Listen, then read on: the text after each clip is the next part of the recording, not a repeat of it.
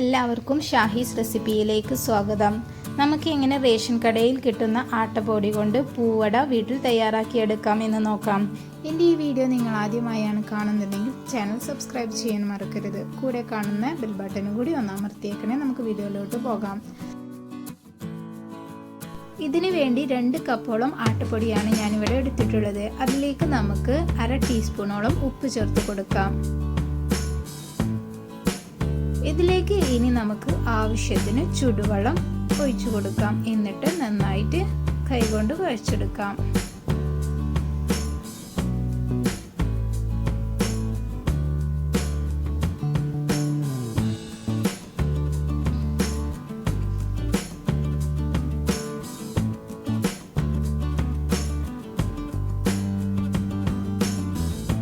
ഇവിടെ ഇപ്പം നല്ലതുപോലെ കുഴച്ചെടുത്തിട്ടുണ്ട്. ഇനി നമുക്ക് ഇതിലേക്ക് 1 ടേബിൾ സ്പൂണോളം സൺഫ്ലവർ ഓയിൽ നമുക്ക് ചേർത്ത് കൊടുക്കാം. നല്ലതുപോലെ സോഫ്റ്റ് ആവാൻ വേണ്ടിയാണ് ഞാനിവിടെ സൺഫ്ലവർ ഓയിൽ ചേർത്ത് കൊടുക്കുന്നത്. വീണ്ടും നമുക്ക് നന്നായിട്ട് കുഴച്ചെടുക്കാം.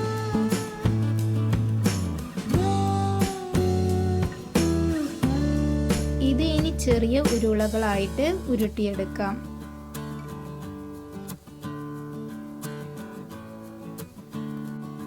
നമ്മൾ ചപ്പാത്തി ഉണ്ടാക്കുന്നത് പോലെ തന്നെയാണ് ഇത് തയ്യാറാക്കിയെടുക്കുന്നത്. കുട്ടികൾക്കും മുതിർന്നവർക്കും ഒരുപോലെ കഴിക്കാവുന്ന ഒരു റെസിപ്പിയാണ് ഇത്.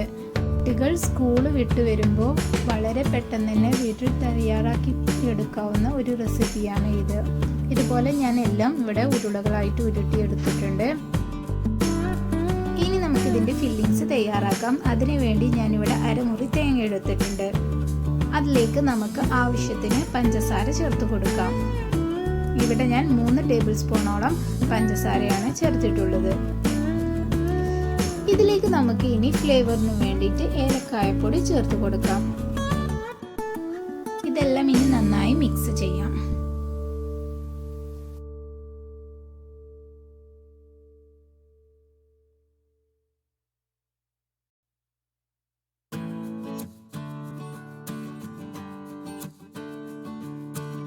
ഓരോ ഉരുളകളും നമുക്ക് പ്രസ്സിൽ വെച്ചിട്ട് അമർത്തിയെടുക്കാം. ഞാനിവിടെ ഓരോന്നായിട്ട് അമർത്തിയെടുത്തിട്ടുണ്ട്.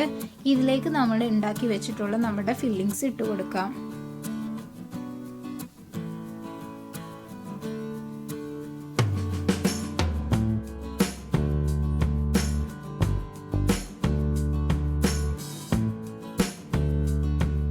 ഇട്ട് കൊടുത്തതിന് ശേഷം നമുക്ക് എല്ലാ സൈഡും ഒന്ന് പ്രസ് ചെയ്ത് കൊടുക്കാം.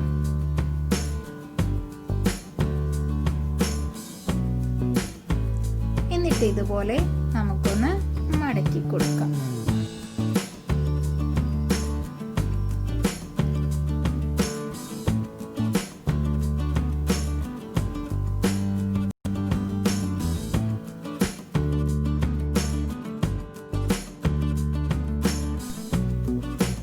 ഇതുപോലെ തന്നെ നമുക്ക് ബാക്കിയുള്ളതെല്ലാം ചെയ്തെടുക്കാം.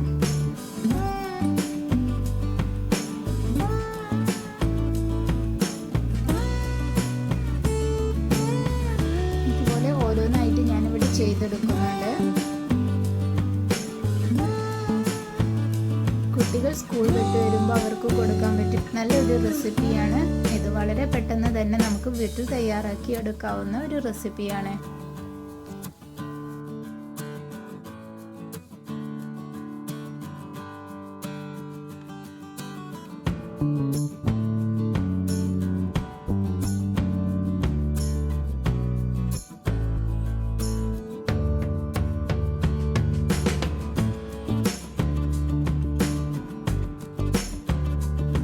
ഇവിടെ എല്ലാം ഞാൻ ഇതുപോലെ ചെയ്തെടുത്തിട്ടുണ്ട്.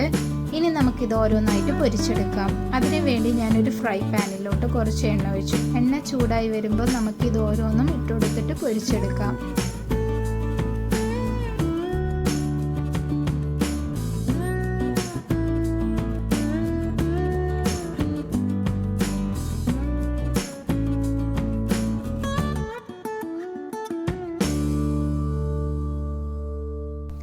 ഇത് ഉണ്ടാക്കിയെടുക്കാൻ ഒരുപാട് ഇൻഗ്രീഡിയൻസിൻ്റെ ആവശ്യമൊന്നുമില്ല. നമുക്ക് നമ്മുടെ കടയിൽ കിട്ടുന്ന റേഷൻ പൊടി മാത്രം മതി.